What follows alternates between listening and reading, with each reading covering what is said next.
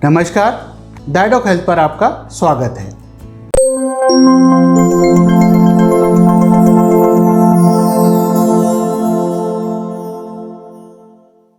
दोस्तों, बाल झड़ने की समस्या आज के समय में हमारे युवा वर्ग और यंग जनरेशन को बहुत परेशान करती है, जिसकी वजह से वह अपना आत्मविश्वास तक खो बैठते हैं। आज के वीडियो में बात करेंगे कि इस बाल झड़ने की समस्या के क्या कारण होते हैं, किन उपायों की मदद से आप इस बाल झड़ने को रोक सकते हैं और विस्तार से जानेंगे उन इलाज के आधुनिक तरीकों के बारे में जिनकी मदद से अगर आपके बाल झड़ गए हैं तो आप अपने बाल और आत्मविश्वास दोनों वापस पा सकते हैं। इस पर बात करने के लिए आज हमारे साथ हैं जयपुर की अनुभवी skin and hair specialist dermatologist doctor खुशबू गुप्ता। तो चलिए शुरू करते हैं हम आज का डिस्कशन डॉक्टर खुशबू गुप्ता के साथ। मैं doctor Khushboo Gupta, dermatologist, skin and hair problem specialist, Jaipur में कार्यरत हूँ। सबसे पहले हम जानते हैं बालों का झड़ना चिंताजनक कब होता है। आमतौर पर प्रतिदिन 50 से 100 बाल झड़ना आम है, पर यदि आपके बाल 100 से ज़्यादा झड़ते हैं तो यह चिंताजनक है। आमतौर पर इंसान बाल गिन नहीं सकता है, पर अनुमान ज़रूर लगा सकता है।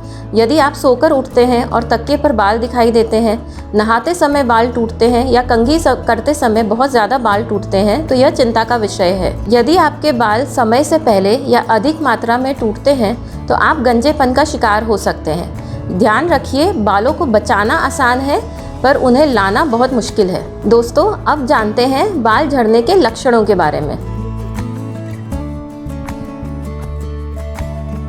पुरुषों में बाल तकिए पर या कंघी करते समय या नहाते समय मिलते हैं और धीरे धीरे उन्हें गंजापन भी महसूस होता है, जो समय के साथ बढ़ता चला जाता है। स्त्रियों में बाल कंघी करते समय बहुत टूटते हैं और उनकी जो चोटी होती है वह भी धीरे धीरे पतली हो जाती है।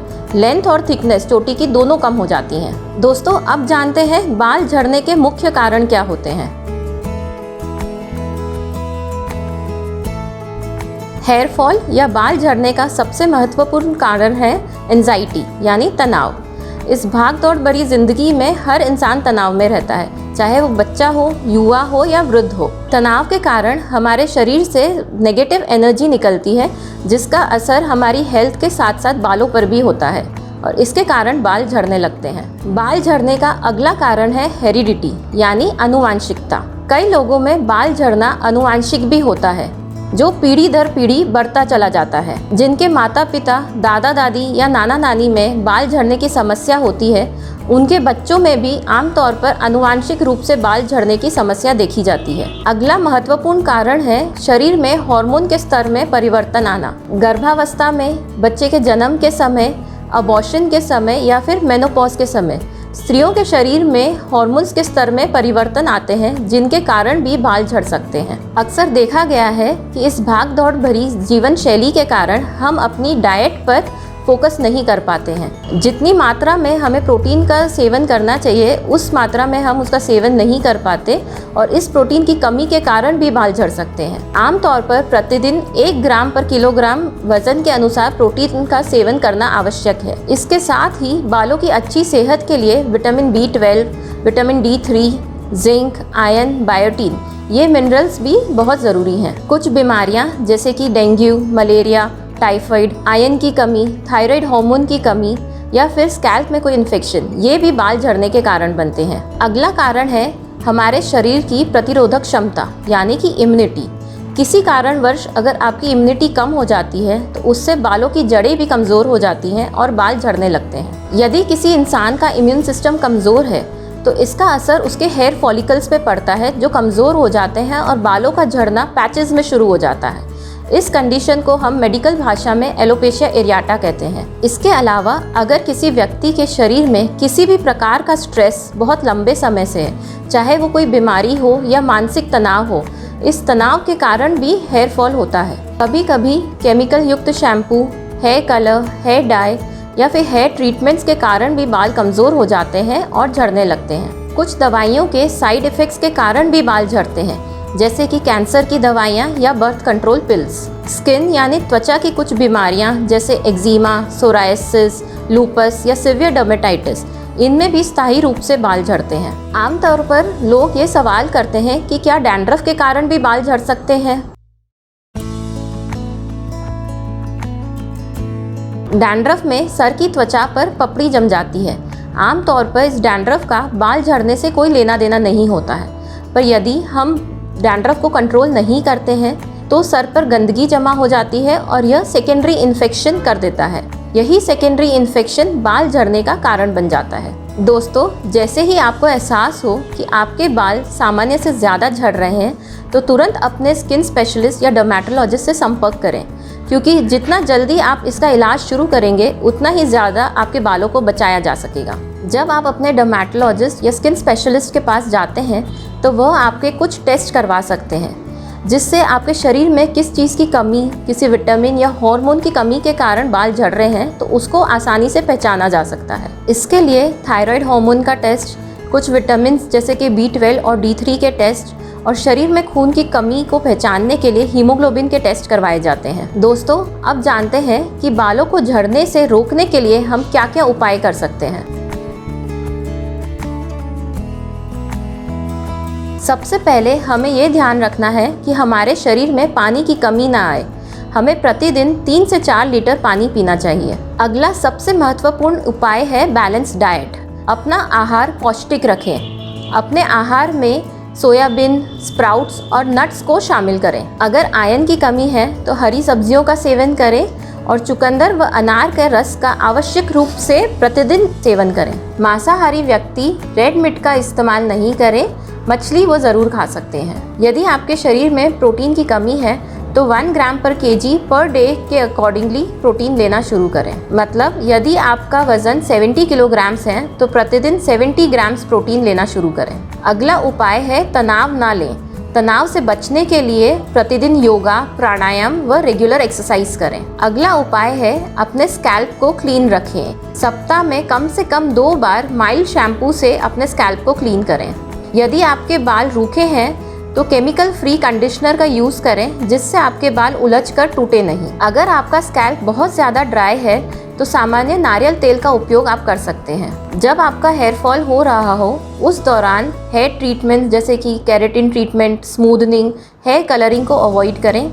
ज़्यादा टाइट हेयर स्टाइल्स ना बनाएं और हेयर हीटिंग ट्रीटमेंट्स जैसे कि कर्लर्स, ब्लो ड्रायर्स, स्ट्रेटनर्स का भी उपयोग ना करें। यदि आपके ब्लड की जांचों में किसी विटामिन या खून की कमी आती है तो आपके डॉक्टर्स आपको मल्टीविटामिन टैबलेट्स या तो फिर आयरन टैबलेट्स प्रिस्क्राइब कर सकते हैं, जिन्हें आपको प्रतिदिन लेना है, पर बिना अपने डर्मेटोलॉजिस्ट या स्किन स्पेशलिस्ट की सलाह के बिना इन्हें ना लीजिए। दोस्तों, अब जानते हैं हेयर फॉल यानी बाल झड़ने का इलाज कैसे किया जाता है और इसके क्या क्या ऑप्शंस होते हैं।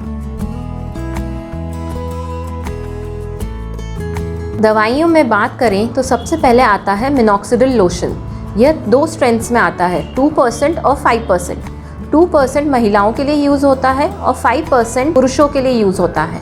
प्रेगनेंसी और ब्रेस्ट फीडिंग के दौरान इसका उपयोग नहीं करना चाहिए। मिनॉक्सिडिल बाल झड़ने की रेट को कम करता है। इसका उपयोग करने का एक पर्टिकुलर तरीका होता है। इसको आपको सुबह और शाम 2 बार लगाना होता है, 1 ml सुबह और 1 ml शाम को। इसके साथ एक ड्रॉपर आता है जिसमें 1 ml की मार्किंग बनी हुई होती है।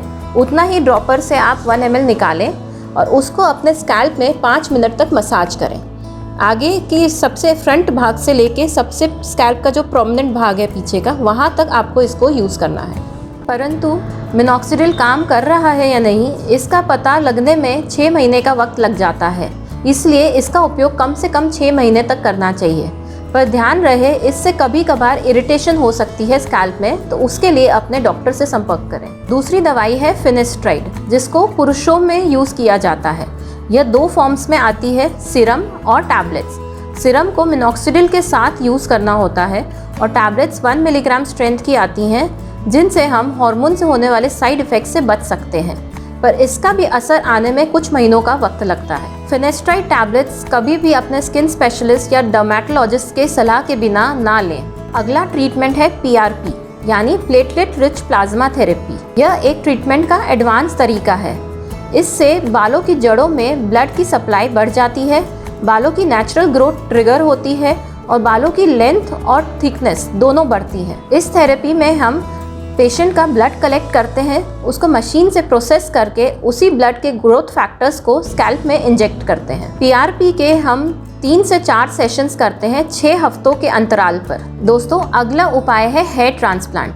जहाँ पर बालों को लाना मुश्किल होता है, वहाँ पर अंतिम उपाय है कि आप अपना हेयर ट्रांसप्लांट करवा लें। हेयर ट्रांसप्लांट में व्यक्ति के खुद के ही बालों को उस जगह पर लगा दिया जाता है जहाँ पर बाल नहीं है। हेयर ट्रांसप्लांट बालों को लाने का एक बहुत ही कारगर तरीका है। यह एक कम्प्लीटली पेनलेस टेक्निक है और इसके द्वारा जो प्रत्यारोपण किए जाते हैं बाल, वो हमेशा के लिए रहते हैं। दोस्तों, मेरी यह सलाह है कि जितना जल्दी उपचार शुरू करें उतना ही अच्छा है, क्योंकि जितनी देरी होगी उतनी ही बालों की जड़ें सिकुड़ने लगेंगी और इन सिकुड़ी हुई जड़ों को फिर से बढ़ाना बहुत मुश्किल होता है। उम्मीद है यह वीडियो आपके लिए लाभप्रद होगा।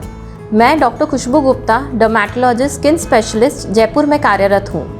आप अपनी त्वचा संबंधित किसी भी परेशानी जैसे कि कील, मुहासे, सफ़ेद दाग, स्किन पिगमेंटेशन, झुर्रियाँ और अनचाहे बालों के इलाज के लिए मुझसे संपर्क कर सकते हैं। तो दोस्तों, आज हमारे साथ थी डॉक्टर खुशबू गुप्ता, जिन्होंने हमें बताया बाल झड़ने के क्या कारण होते हैं, किन उपायों की मदद से आप बाल झड़ना रोक सकते हैं, और उन्होंने विस्तार से बताया उन इलाज के आधुनिक तरीकों के बारे में जिसकी मदद से अगर आपके बाल गिर गए हैं या झड़ गए तो आप उन्हें वापस पा सकते हैं।